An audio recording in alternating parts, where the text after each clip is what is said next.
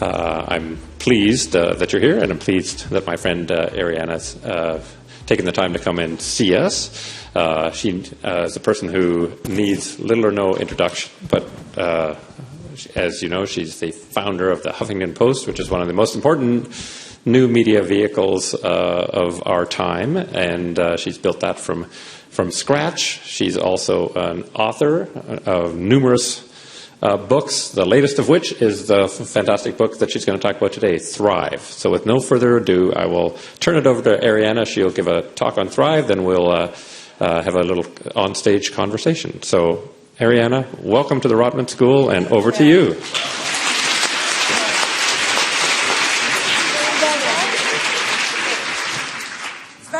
What do you prefer? Do you prefer me to speak from here or from there?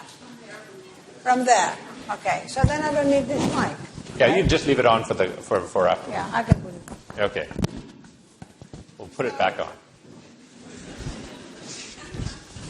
So first of all, many apologies for the delay. I was speaking at the Art of Production's Leadership Conference and everything ran late. Many apologies. Thank you for waiting. It's not Greek time. So, Roger, tell me, how should we divide the speech and the questions? Half and half. Half and half? Yeah. Like, so half an hour? Yeah. Perfect. So let me first of all say that I'm a big admirer of Roger's. You know, I've written about him. He has honored us with his blogs on the Huffington Post. And in a way, Roger's philosophy about business and the economy is very congruent with our philosophy around thriving, because it's basically looking at the fundamental values and the long term in life or in business, as opposed to looking, as so many businesses unfortunately are looking, simply at short-term quarterly earnings, which is really an impossible way to innovate, create, and build real value. So ever since we met many years ago during an economist conference in New York, we bonded. So I'm very glad that I'm actually finally here, having heard so much about this amazing school that you are part of. So I wrote Thrive because of my own personal wake-up call that I will talk about, and that Thrive opens with. And my kind of mission at the moment is to help other people avoid their own wake-up calls. Because you know how they say that the only way we learn, the only way we bring about change in our lives is through pain and suffering. And my feeling is that it doesn't have to be this way. Why can't you learn from my pain and suffering instead of having to have your own? So 7 years ago, I collapsed from exhaustion, burnout, and sleep deprivation. It was 2 years into building the Huffington Post. And I hit my head on my desk, broke my cheekbone, got 4 stitches on my right eye. And as I came to in a pool of blood, I had to ask myself this question: is this what success looks like? Because while by conventional definitions of success I was successful, by any sane definition of success, if you come to in a pool of blood and nobody has shot you, you are not successful. Can we all agree on that? So it's incredibly important to look around and recognize that burnout is truly the disease of civilization. This was not an isolated incident. And ever since my book came out, and I've been on a book tour around the world, I've heard amazing stories from people. Young women, old women, they talk more about it. But when you get men sitting down and talking and opening up, they have equally horrendous stories. It's just that women are more willing to come out and talk about it. And so we are at this amazing tipping point when modern science is validating ancient wisdom about a lot of issues and a lot of practices that our modern age had dismissed, like sleep, like meditation, like the need for renewal. And it's amazing that now we don't have to guess, we can actually look at the data. And that's why I have 55 pages of scientific endnotes in Thrive, because it's imperative that we take this conversation out of the realm of new agey, flaky, California health things, nothing wrong with that, and move it into the realm of the bottom line, and how can we make business more productive, more effective, and of course make our own lives more fulfilling, more meaningful and healthier. But whether you look at healthcare costs, or whether you look at the incidence of disease in our own lives, we know now that around 70 to 75%, both of the costs and of the illnesses are self-inflicted and stress-related. There is, a quarter that are out of our control. But if we can impact so much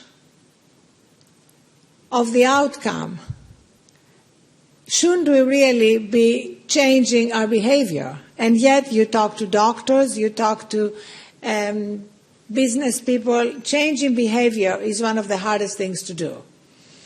And so I see Thrive as a bridge between knowing what to do and actually doing it. And for me, it starts with a conversation around what is success. If we go back to the Greek philosophers, and I'm thinking a lot about Greek philosophers because I'm leaving tonight for Athens to launch HuffPost Greece, which has been a dream of mine, and finally it's happening. So, looking back to Greek philosophers, they all really ask the same question: what is a good life? And we shrunk the definition of a good life down to a successful life, and then we shrunk the definition of success down to these two metrics of money and power. And this is like trying to sit on a two-legged stool. Sooner or later you fall off. And the third metric that Thrive is about, the third leg of the stool, is about these four pillars of well-being, wisdom, wonder, and giving, which for me are essential for a complete, full life.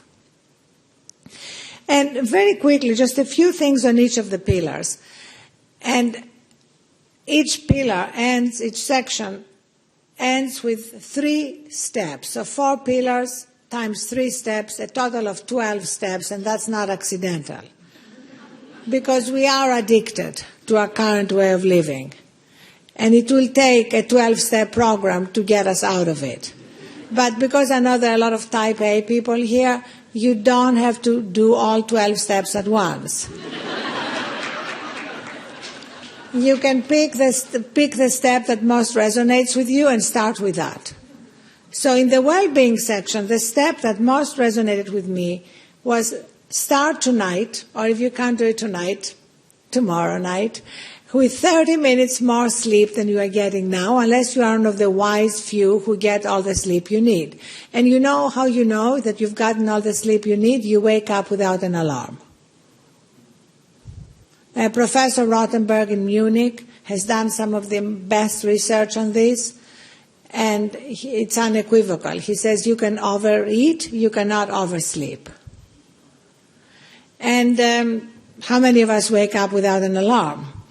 What is worse is that we sleep with our smartphones by our beds because we think that we need them there so that they can wake us up in the morning with an alarm.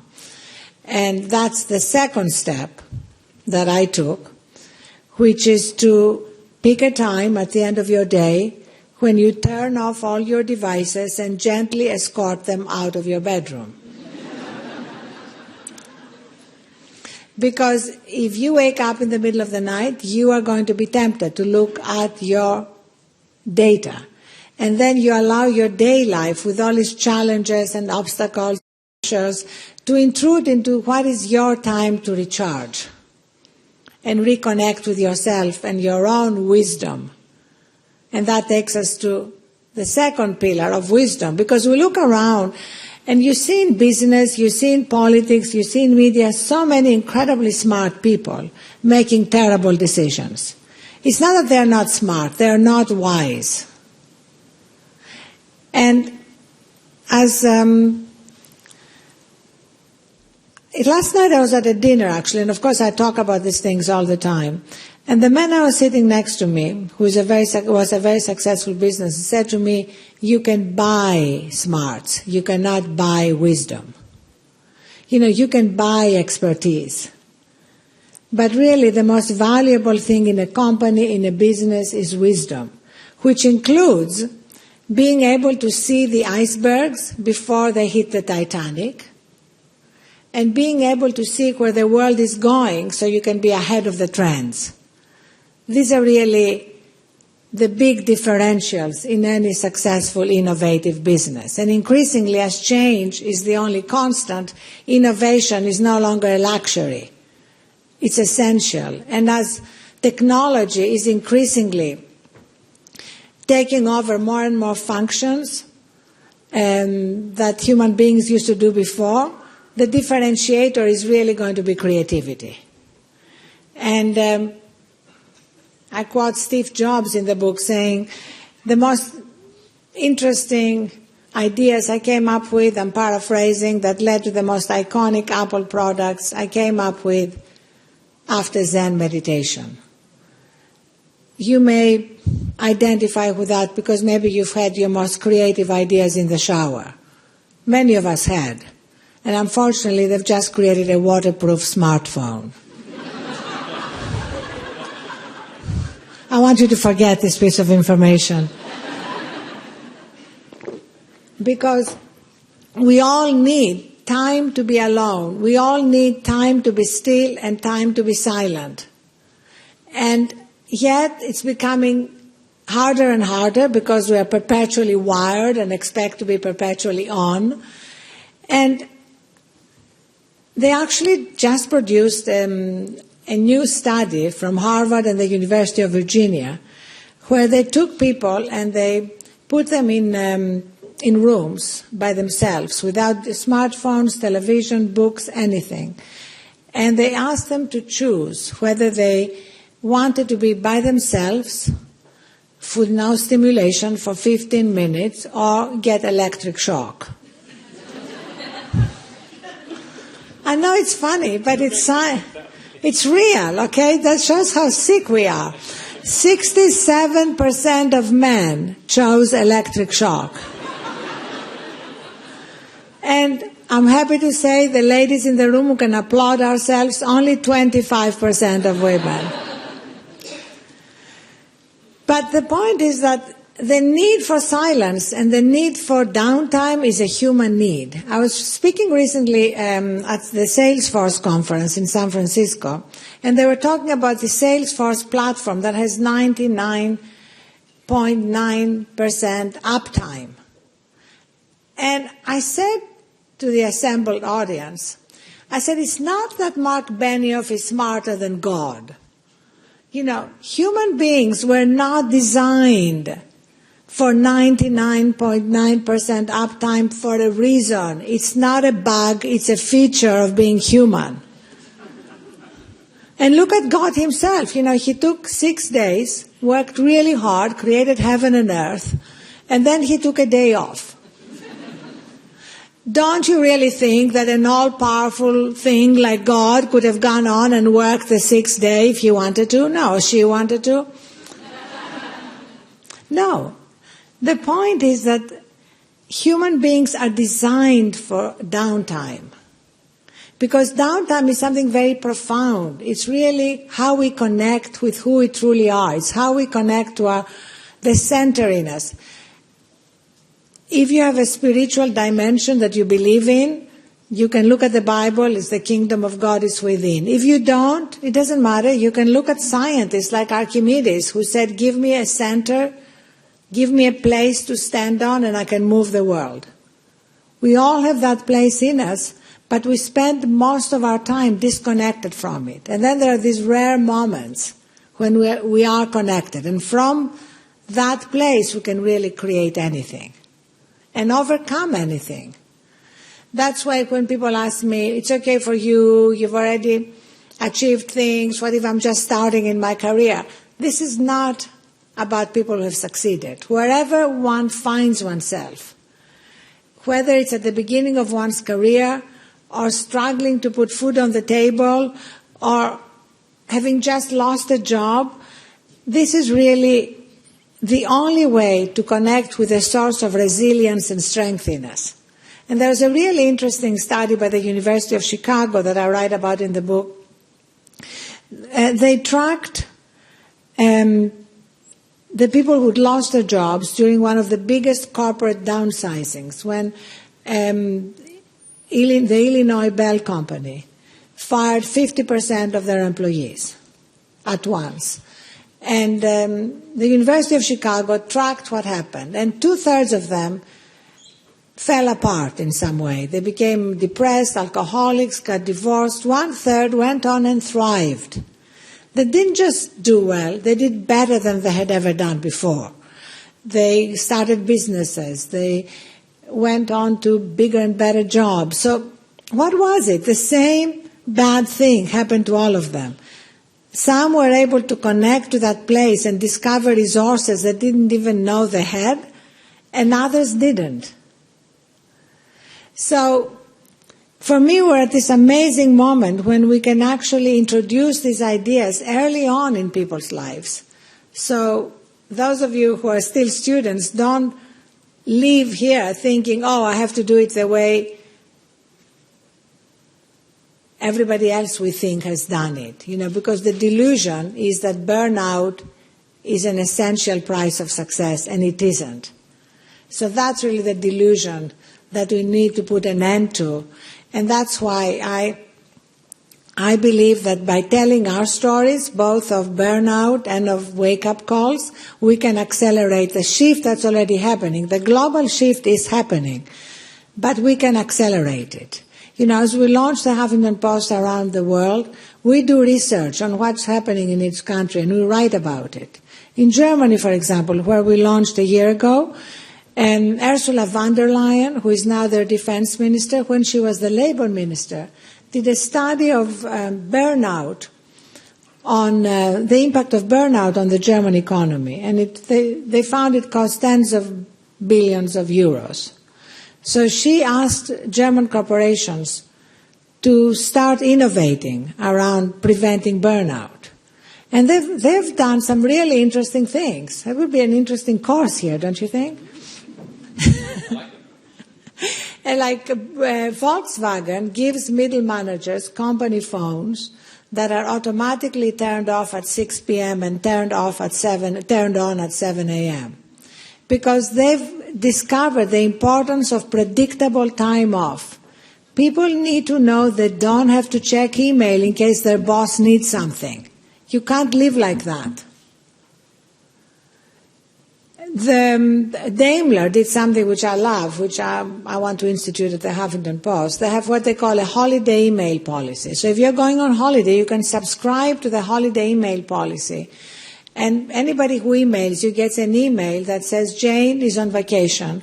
If you need something urgently, get in touch with so-and-so. Otherwise, please email her again in 2 weeks. She will not see this email. That is the key. Because how often do you get emails from people that say, out of office, and then 5 minutes later you get an email from the person? Because we are addicted, because we think if we don't really respond, the world is going to fall apart, because we're so indispensable or we're so afraid. So we are collecting all these great ideas and all these great practices from around the world, including in the States from the boiler room of burnout, the financial world. The Boston Consulting Group has instituted this policy that they call the red zone alert. And if consultants overbill for not overbill, meaning overwork and therefore bill too many hours for 5 consecutive weeks, they do an intervention. And the reason is not that they are so benevolent. The reason is that they have established a correlation between overwork and bad decisions that cost them money. People are waking up to that. People are waking up to the correlation between burnout and healthcare costs, both direct and indirect. The correlation between burnout and loss of productivity and loss of creativity. So we've created at the Huffington Post a well-being committee where a lot of representatives of these companies that are at the forefront of changes can come together and write about this practice on the Huffington Post, which we then translate into all our different languages, and again, accelerate the implementation of these practices. And I know I'm focusing a lot on the business aspect because we're at a business school, but if you want to know more personal things about your life, it's all in the book, and you can always ask me questions. But I think it's really interesting to see how, because now we're beginning to be able to measure the impact, both the negative and the positive impact of changes, I believe that we're going to be able to see accelerated changes, because when you can measure it, it's much easier to create an impetus for change. So let me just wrap it up in a more sort of philosophical way by saying that if you have been to a memorial service recently, you know that eulogies have very little to do with our LinkedIn profiles. Like, have you ever been to a memorial and you heard in a eulogy somebody say, you know, George was amazing, he increased market share by 1/3. You know, eulogies are always about something else. And that's why, as Clayton Christensen wrote in his latest book, after he was diagnosed with cancer, he said, why is it that our values are not related to the way we spend our time? That there is a kind of incongruity between what we value and what consumes us. We need to address that, because so often we pick up our definitions of success from the shelf, and we don't ask the question, is this really what's true for me? So to end again with the Greek philosophers, Socrates said the unexamined life is not worth living. The Delphic oracle said, know thyself. These are both connected. And I think if we can allow some space in our lives for some more self-examination and some more understanding of both ancient wisdom and modern science, we'll be able to bring about changes that make it clear that we can avoid burnout without in any way reducing our creativity, effectiveness, and productivity. There is no trade-off. And we can learn a lot also, not just from Socrates and Plato, but also from Kobe Bryant and LeBron James and other athletes, because athletes who only care about winning are even ahead of business people in incorporating these practices into their coaching, because it makes them more effective on the court and in the field. And I recently had a conversation with Kobe Bryant for the New York Times, in which he said how his game changed when he was able to sleep more and meditate and incorporate all these things that were supposed to be really for people who wanted to chill out under a mango tree. And now we are discovering that they're also for people who want to be incredibly effective in the arena without burning out, damaging their health and their wisdom in the process. Let me end with Bill Clinton, who said, the most important decisions I made in my life, he said, the most important mistakes I made in my life I made when I was tired. He did not specify what mistakes.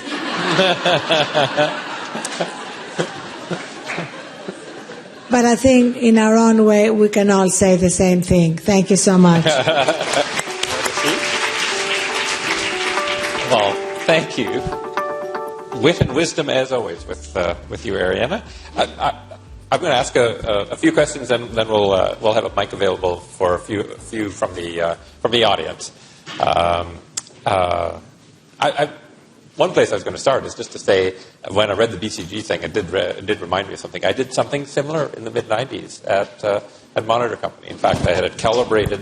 There was a difference in the number of hours somebody could consistently work depending if they were single, in a relationship, married, or married with kids, and I had a calibration for each of those 4. And after 3 months of people's timesheets showing up a certain way, I would go and visit them myself and just say, this is not good for you or the firm. You'll be in my office sometime in the next 6 months, quitting. And so I couldn't make them stop. This is you can't lead a horse to water thing, but or you can lead a horse to water. You can't make them drink. But I would tell them, here's what's going to happen to you, and unless you work less intensively, you'll be quitting, and that won't be good for us. We'll lose you, and it won't be good for you. So it was interesting. I would say only a third or so paid any attention to it. The other 2/3 assumed that it was a trade-off, and they wouldn't be a great consultant, and therefore they worked until they burned out. So. But I feel that, can you hear me? Is it okay? I feel that now there's a new listening. Yes. Because that was how many years ago? Yeah, mid-90s, so almost 20 years ago, yeah. Exactly. And now a lot has changed. Like this conversation has moved to the business pages. Yes. Now you can hardly open Forbes or The Economist or the Wall Street Journal without seeing a story on meditation or sleep or having Ray Dalio, the founder of Bridgewater, the biggest hedge fund, talking about how he's been meditating for 45 years and considers the foundation of his success. Why is he saying that in 2013 and not before? Because something has changed. It's okay now. It's not considered flaky anymore. Why is Davos? Last year, Davos had 27 sessions on these themes, and there were waiting lines outside of CEOs and others trying to get in to hear Richard Davidson talk about the neuroplasticity of the brain and the importance of meditation in achieving creativity and happiness, and to have Machiari Kar, they had the Buddhist monk in his robes walking through and discussing these issues. That would not have happened 5 years ago. Yeah. So that shift in the zeitgeist is what's creating a different listening and a greater chance that will accelerate implementation of these things. So the 12, this is the cobbler's children question.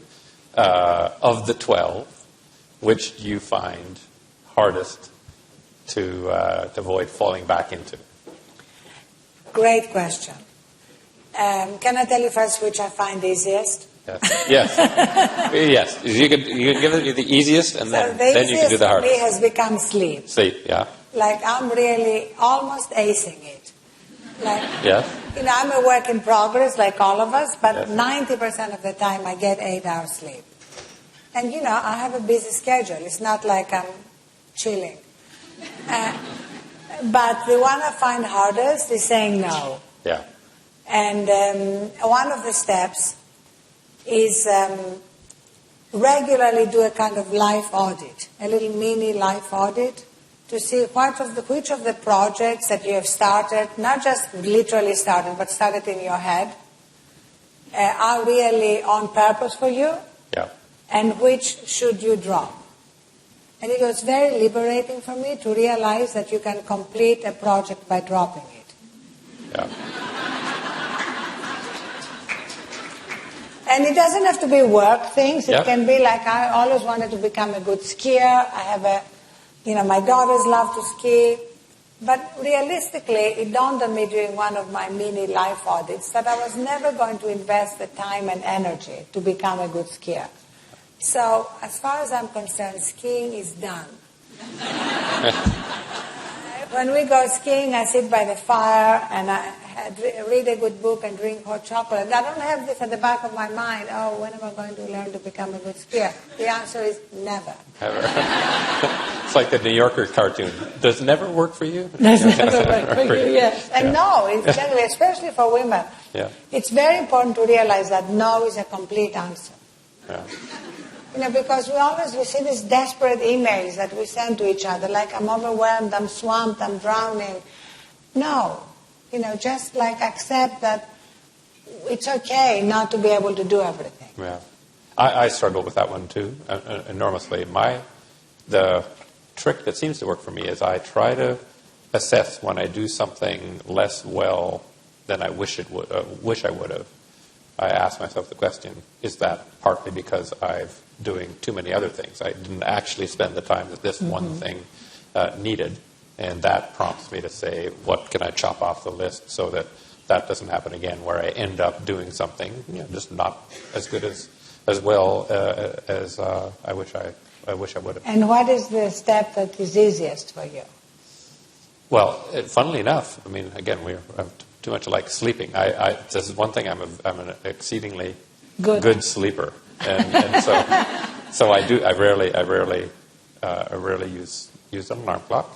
Every once in a while, but I rarely do. I also can sleep on demand, so I sleep on planes exceedingly well, and taxi cabs, etc. I nod off, so that's the easiest for me.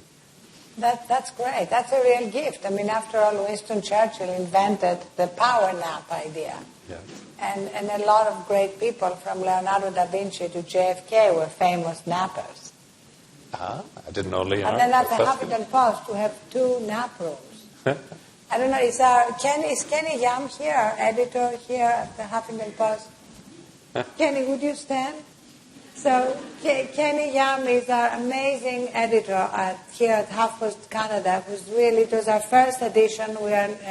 Greece is going to be our 12th, and he's done such a phenomenal job. And I hope you're all going to write for Kenny, because we love to open up our platform and have great voices on this or any other topics. And Kenny, would you introduce your team? Sure, Rabbi. I'm Jenny Miller. I'm managing editor. Nuri Chida, she's our general manager. And Rebecca, she's our living editor. And Summer Computers. Oh, there you are.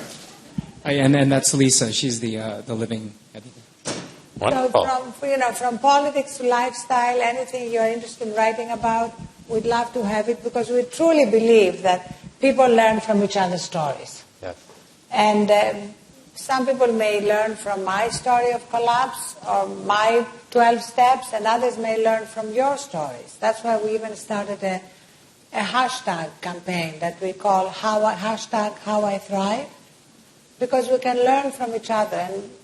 And if you follow me on Facebook or Instagram or Twitter, you see that my feeds are full of little pointers and quotes and pictures and things that can be reminders during the day, because we know everything. It's not like I'm telling you anything you don't know. It's just that we forget and we get distracted. So we really need constant reminders. Can I go to gossip for a minute? Rumor has it that you were in the room when the Uber guy said his clever thing about hiring people to look into the backgrounds of reporters. Were you actually there? I was in the room. It was a dinner. It was not a remark, if it was made, that was made within earshot of anyone near me. Yes. I was actually sitting next to Travis, the founder of Uber. Yeah. And I loved what he was saying to me, because he was telling me about how wherever they go into a new city, he likes to write love letters to the city, about why he loves the city, why he wants to be there. He was telling me about how many areas Uber goes to where you can't get a taxi. Yeah. Underserved areas. How many people make a living through Uber? How many fewer cars are on the road because of Uber? How many fewer parking spaces we need because of Uber? So I think Uber has definitely been a force for good. And I think, obviously, this comment, if it was made, it was a comment born out of frustration and anger, a terrible thing to happen. It was never implemented. Right. Nobody's suggesting that they ever did anything like that. Obviously, it should never have been thought of or said. But at the same time, it's important to put it in the context, A, of the fact that it didn't happen, and B, that Uber has been unquestionably a force for good. And certainly I know as a parent, the fact that children now are told, take an Uber and don't drive if you've drunk. I mean, in fact, I was talking to Travis about doing something together against drowsy driving. Like, you have professions, whether it's crews on a film set or nurses in a hospital where you work long shifts and then you get in your car. And we've seen what's happening. Ironically, we're seeing a reduction in drunken driving and an increase in drowsy driving and distracted driving. Mm. So we need to do something about that. And I was thinking that we could create a fund through donations that people could use to take an Uber car instead of drive themselves, when they know they're tired. Because in the same way we don't allow, by law, sleep-deprived drivers behind the wheel of a truck, and you know what happens when they are sleep-deprived and get behind the wheel, like it happened with the Walmart driver. Yeah. We should not allow, we should reduce we cannot forbid them, but we should reduce the times when we get anybody who's tired and burnt out behind the wheel of a car.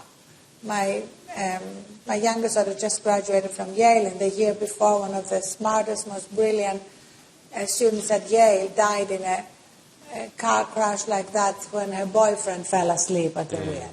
So we all hear these stories, and we catch our breath, but what are we doing about it? And I think Uber could be one of the ways that we could find solutions to this. A long-winded answer. No, that's a good answer.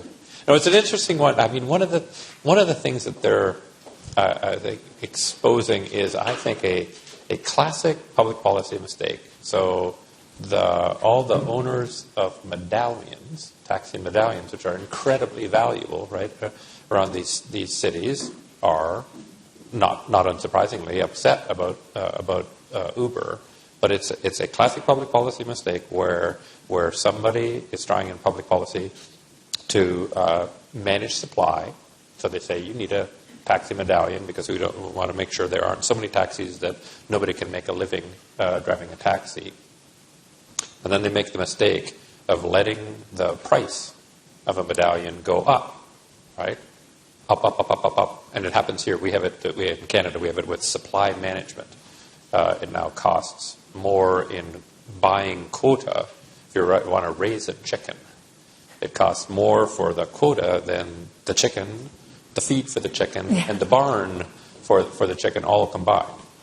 And that all started out with a good idea, manage supply so that farmers won't go broke, and has ended up they let the price get up so high that then essentially if they open up trade in that, which the international trade agreements are trying to do, everybody who's purchased quota is outraged. Same thing with taxi medallions, and there'd be a simple public policy fix, right? Which is that when you create a regulatory structure like that, you say this is the price that medallions are going to trade at, and you can be like a central bank.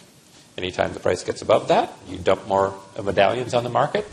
Anytime the price gets below that, you suck medallions out of the market. You buy medallions out, so you can be just like the Bank of Canada or Bank of England. So that would then get rid of the one of the big huge pieces of resistance to Uber. Right, but I think also we see now that another way to bring about reform is through disrupting the current dysfunctional market. Yes. And I think whenever we see disruption happening like that, it's something to be celebrated. Yes.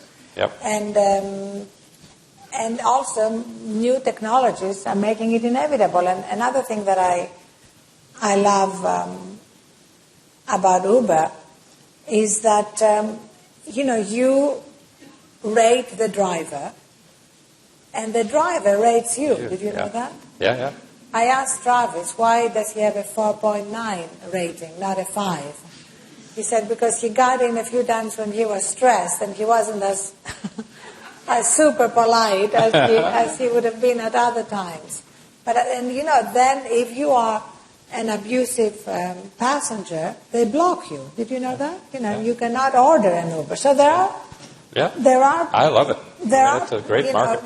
measures in place that control abusive human behavior, which you can get whether in a taxi or an Uber or walking down the street. Yes. All right, I'm going to ask two more questions, and then I'm going to open it up to audience questions.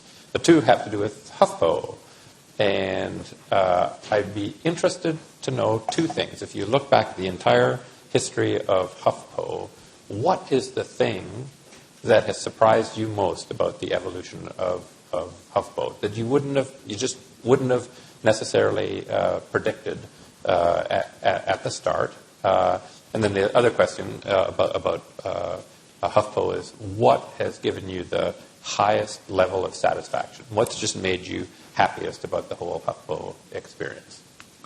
So the thing that has surprised me most about our growth has been how quickly we expanded internationally.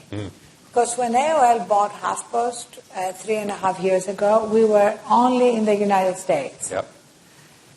And since AOL bought HuffPost, we've now been in 11 countries. And as of today, when the ComScore numbers came out, and we are at 119 million UVs, when we were bought by AOL, we were at 25 million UVs. And 50% now of these UVs are outside the United States. That is, for me, both incredibly surprising and incredibly gratifying. I give full credit to Kenny, who led the way. But no, seriously, I think Canada being the first foreign international edition and being as successful as Canada was, set the scene for subsequent editions. UK, France, Spain, Italy, Japan, the Maghreb countries, and has made it easier for us to move into other countries with the known success of the earlier editions. And was that about 2 years ago, Canada? Canada was now 3.5. 3.5 years ago. Wow, time flies. Yeah, Canada was launched very quickly after the acquisition. Yeah. Partly because AOL already had a very good office here and a great infrastructure and a great head of the office, Graham Moisey, at the time. And now, with the exception of Canada and the UK, every other launch has been in partnership with an international established media player in the country, like Le Monde in France or El País in Spain, Asahi Shimbun in Japan, which also for me says something larger about collaboration. We could have done it by ourselves. It would have taken a lot longer, been a lot more expensive, and we wouldn't have the prime mover advantage that we have now in so many countries. Like we're launching in India on December 8th, in partnership with the Times of India. And really, actually, other than Canada, the two most exciting launches for me will be Greece and India, because India is my favorite country after Greece. And also because it's such a great opportunity to tap into a lot of these traditions that we're talking about here, which are so endemic in India. Like everybody I know there that I've been talking to has some kind of spiritual practice. They may not necessarily talk about it, but they have it. And we want to elevate these and make them part of the conversation rather than things that people only do in private. Man, are we similar on so many things. India was a country that we, very early on in the time I was dean, focused on, and have huge relationships in India, the Indian media, all well, that. we should talk about that and have them and you write for the launch. Yeah. Because that's... Will do. I'd be happy to. Because, that's really what you asked me. Your other question was... what's given me the greatest satisfaction. Level of satisfaction. And the greatest satisfaction, without question, is not that we won a Pulitzer, though I love that. It's not a great investigative reporting, though I love that. It's the fact that we are a platform that can offer a voice to millions of people who otherwise would not have a voice. You don't need us. You can write anywhere. But the homeless student who wrote a blog on the Huffington Post and Harvard read the blog and offered him a place, and he's now in his third year at Harvard, I still get goosebumps when I tell the story. That's my greatest joy. You know, the fact that we are a platform for people who have interesting things to say who otherwise would not have a platform to say them in. And there are consequences. I mean, I told everybody, we now have 850 people, everybody knows they have to tell me anytime something good happens because somebody wrote on HuffPost, like somebody who got a book deal, or is doing a television show because somebody read what they wrote and got back to them with an offer. Wonderful. I'll turn it over to the audience. Put up your hand, and Jennifer will come find you, or Quinn. And I will hesitate. I have a rule. They have to be questions, not speeches. So if there isn't a question forthcoming soon, I will cut you off and go to the next person. Yes, sir. Good afternoon, Roger. Thanks so much for that, Arianna. I've loved and admired your work. It's just a quick question. And tell me about your name and what do you do? I thought I'd follow. So I'm Nitesh, and I'm my last semester at U of T. And I grew up in India as a kid, so my parents moved here as Will you write for our launch? I love Toronto. Toronto's a great I'll city. give you my email address. It's Arianna with one R and two M's at HuffingtonPost.com. Thank you, Arianna. And anybody else who wants to write, you can send it to me or you can send it to Kenny. Thanks a lot, Aaron. So my question is, having grown up in India as a kid too, and I've been studying what you're studying about tribe, I find that something that's very meaningful. Post-industrial revolution, the idea of what society deems as important, right? So we're talking a lot about these mechanisms and these instruments and these practices that we need to embody. But often we're living in a generation where people are trying to find identity, or their identity in society is what they value. But often when I meet a lot of people who've done... What's the question, Nitish? So the question is shouldn't the conversation also be on what really matters, not just success, but calculating success based on the quality of an individual's life and how they perceive their life themselves, rather than how society perces their position in society. Because a local teacher probably has been asked. Completely agree with that. That's really the key. That's what is a good life. The way the philosophers ask the question is not about what society perceives as success. It's about what gives you meaning and fulfillment and what is your own truth. And that's why the unexamined life, know thyself, these are all ways, these are all pathways to discover what that is for each one of us. And Susan Cain has done a lot of work around who is an introvert, who is an extrovert. And we all, whether we're introverts or extroverts, we all need time to nurture that part of ourselves, what Marcus Aurelius called the inner citadel. I love reading Marcus Aurelius, his great book, Meditations, because this was a man of action. He was emperor of Rome. That's a pretty big job. He dealt with wars and plagues and everything that you could imagine. But then he would retire and write in this book that became Meditations how he dealt with everything and how he could retreat into what he called his inner citadel.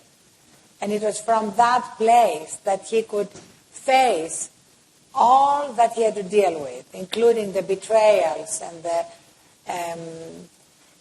wars and the disasters. And so for me, that is just a great role model.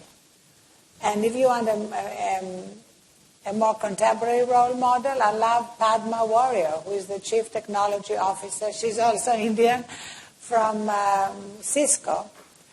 And she came to speak at our Thrive conference, and she said, I sleep for 8 hours a night, I meditate, I write haikus, I paint, and every Saturday I do a digital detox. And I love that, because, she oversees tens of thousands of engineers. I don't. So I feel if she can do a digital detox once a week, so can I. Oh, perfect. Thank you very much for coming in. I'm another student at Rotman, Alexander. I'll try to keep this short, Roger.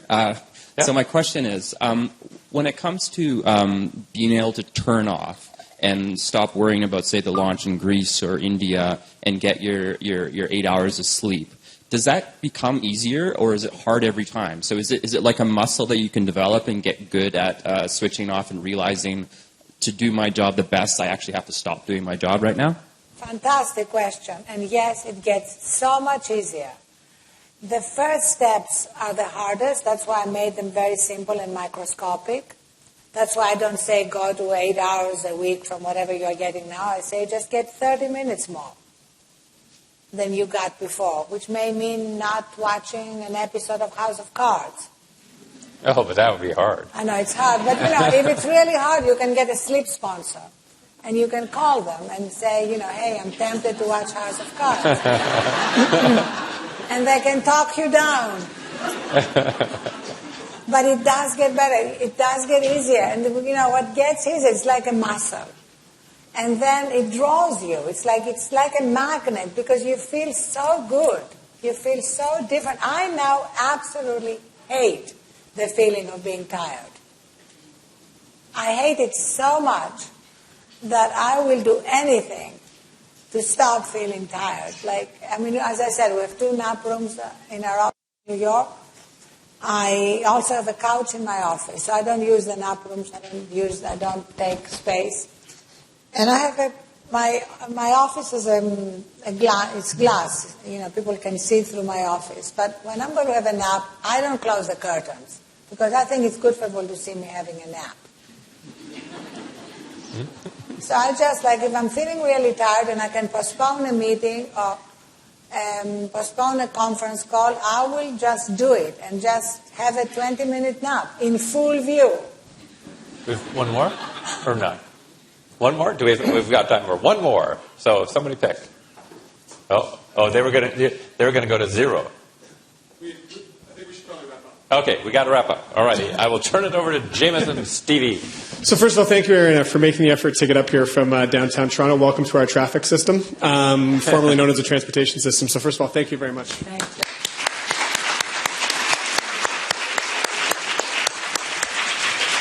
Thank you as well to our audience for your patience today. As a father of a 4-year-old and a 1-year-old, I cannot relate at all to fatigue. It's the half an hour I have to get it in the middle. It's when the 4-year-old walks in your room at 3 in the morning and says, "Daddy, I'm pretty sure there's a pirate in my room. Can you come get him?" So I'm not sure where I'm going to get that half an hour back. But this is the third in our series of a speaker series called The Shift Disturbers.